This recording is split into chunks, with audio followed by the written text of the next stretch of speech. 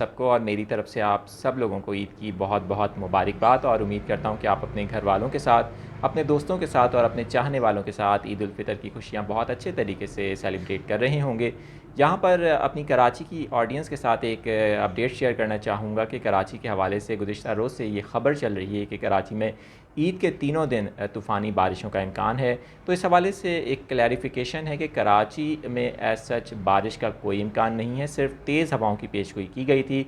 तो कराची वाले जो ईद सेलिब्रेट कर रहे हैं, अपनी खुशियाँ सेलिब्रेट कर रहे हैं, तो कराची के हवाले से परेशान ना हों।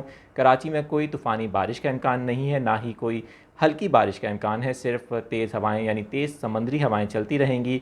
मौसम आज ईद के पहले रोज़ बहुत खुशगवार है, तो इस खुशगवार मौसम को एंजॉय करें, क्योंकि गर्मी की शिद्दत में कुछ हद तक कमी आई है और बारिश के हवाले से कोई इम्कान नहीं है ऐसा, और महकमा मौसमियात ने भी कोई अलर्ट जारी नहीं किया। तो ईद मनाएं अपने दोस्तों, अपनी फैमिली और अपने चाहने वालों के साथ और इन्जॉय करें।